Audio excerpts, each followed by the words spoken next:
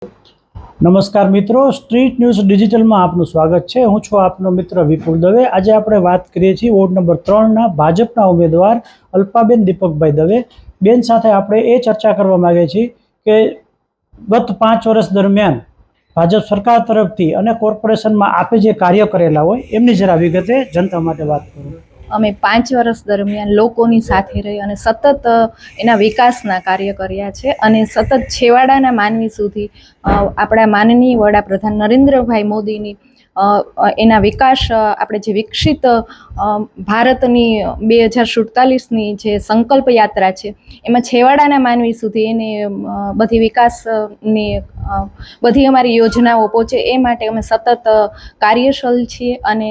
5 વર્ષ દરમિયાન અમે પ્રજાની પ્રાથમિક સુવિધા જેમ કે પાણી, ગટર, ભૂગર્ભ ગટર અને સ્ટ્રીટ લાઇટ, રોડ, રસ્તા, પેવર બ્લોક એવા કાર્યો કર્યા છે અને અમે માધાપર, મનોહરપુરમાં પાણીની પ્રયાસ માટે અમે પાણીની લાઇનના પ્રયાસ માટે અમે સતત પ્રયત્નશીલ રહ્યા છીએ અને અમારા વોર્ડમાં, વોર્ડ નંબર 3માં રેલનગરમાં 5 વર્ષ પહેલાં તમે 5 વર્ષનું રેલનગર જુઓ અને તમે અત્યારે એક નજર કરો તો તમને જ ખ્યાલ આવે કે કેટલો બધો વિકાસ થયો છે અને રેલનગરમાં 12 જેટલા ગાર્ડન બનાવ્યા છે અને લોકોને જેમ બને એમ પ્રાથમિક સુવિધા વધુને વધુ મળે એ માટે અમે સતત પ્રયત્ન કરતા રહ્યા છીએ અને આગામી સમયમાં પણ અમે પ્રયત્નશીલ રહીશું।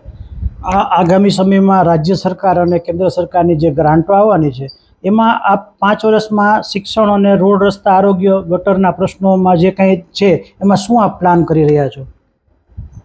આગામી સમયમાં જેમ બને એમ શૈક્ષણિક, મેં અગાઉ કહ્યું એમ પ્રાથમિક સુવિધા મળે એ માટે સતત ને સતત વધુમાં વધુ ગ્રાન્ટ અમારી લોકોના વિકાસ, લોકોને જેમ સેવા મળે એ માટે પ્રયત્નશીલ રહીશું। આપનો સંપર્ક, લોકસંપર્ક અત્યારે ચાલુ જ છે, તો લોકો તરફથી રિસ્પોન્સ શું મળે છે અને એમના હાલમાં શું પ્રશ્નો હોય છે એની જરા વાત કરો તો નાગરિકોને આપણે તમારું વિઝન થોડું બતાવી શકીએ।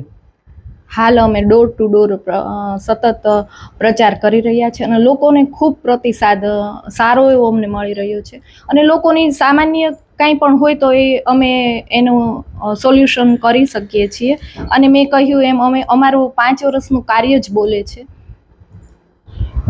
એક બીજો મારો એક પ્રશ્ન હતો કે અહીંયા લોકો એમ કહે છે કે શિક્ષા માટે એ લોકોને, બાળકોને તકલીફ પડે છે, તો આગામી સમયમાં કોઈ લાઇબ્રેરીનું આયોજન ખરું આ વોર્ડમાં? હા, આપણે માધાપરમાં, મનોહરપુરમાં એક લાઇબ્રેરીનું હમણાં અમે 2 મહિના પહેલાં ઓપનિંગ કર્યું અને રેલનગરમાં આગામી સમયમાં લાઇબ્રેરી, કોમ્યુનિટી હોલ અને યોગા માટેનો હોલ એ બધું અમે અને વર્કિંગ વુમન હોસ્ટેલની